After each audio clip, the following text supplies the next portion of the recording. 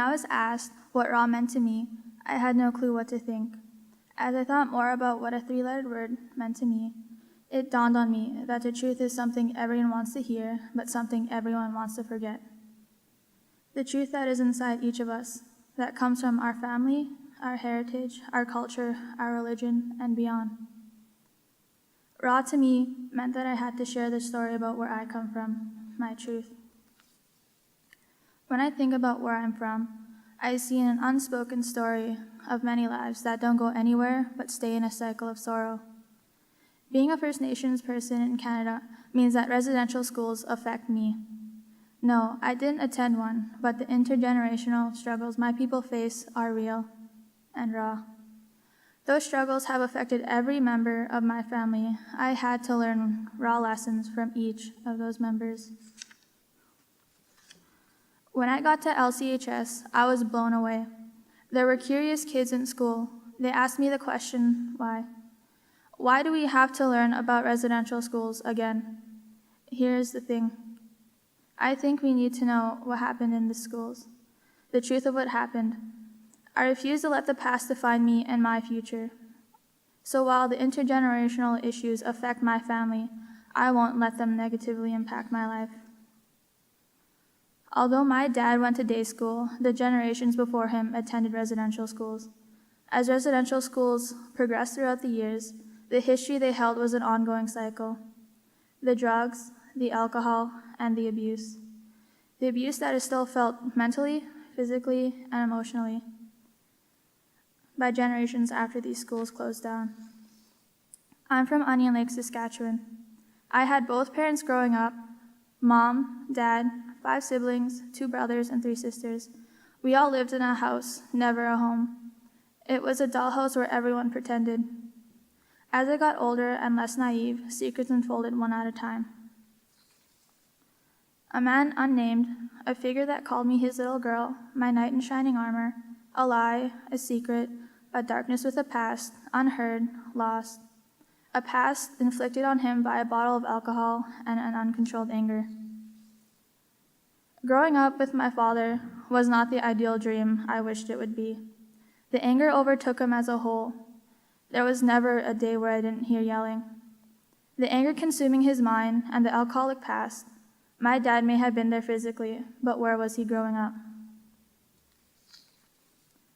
My dad may have a past that was influenced on him by his own personal truth. He never spoke of. There were moments where he was the ideal father I wanted. Ages 8 to 10, I remember going fishing. My third sister and me catching the biggest fish ever and sitting by the campfire. But these happy memories were consumed by darkness. I have 3 sisters, I'm the youngest. The anger consumed my second older sister, hate. It was what I saw the most. Anger, yelling, and trying to get away. A past that continues to haunt her future. But trust me, everything isn't as bad as it seems.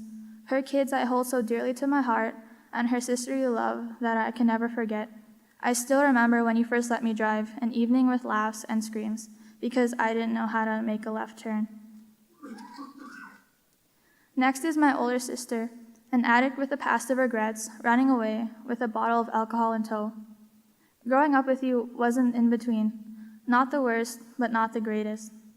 I had a shoulder for support and an ear for secrets. The good memories will always beat these moments. Although when I drove around to houses filled with your enemy, I will always remember and look forward to our random trips to the stores for absolutely no reason, but walk out with a cart full of items. Lastly, my sister closest in age to me, we grew up together in shared rooms and with arguing in the background. You left at age 16, running away from the darkness we thought was home. With anger seeping through the walls, you grew up with a life of obstacles, and I couldn't be any more sad. But you made it. The happy memories will always be held close. We both grew up playing online with our friends, yelling and laughing, and blaming each other when our team lost. Something that will always be held close was our support getting through the darkness together. While my siblings and I dealt with darkness as we grew, my mom, the victim of anger, was the one who struggled the most. At age 16 and 51, we ran away, a plan that took 2 years in the making.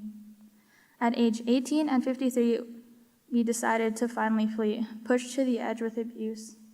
September 29th, 2015, my life changed. We were strangers to the world, lost, living on the road for weeks on end, to finally getting a home in the city. Being strong wasn't something I could have handled back then, but seeing my mom be a rock for everyone to rely on, I had to become the same. Because one motto my late mama passed on to my mom was never hate, don't waste your energy on negativity. As this was repeated to me as I grew up, it changed my attitude. I didn't take the same path as my siblings. As someone with a past of sorrow and regrets and anger, it was something that I've never gave into. A rule that was set for me when I was 6 was don't do drugs, don't drink, and don't give up. Don't become the darkness you fear. Keep your head up and be strong like me.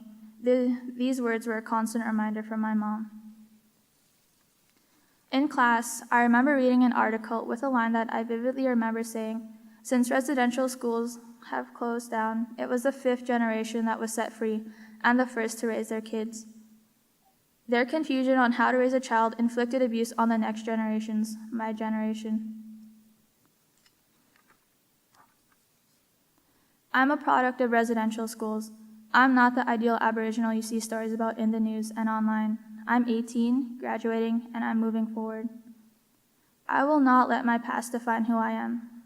Only I will define my future.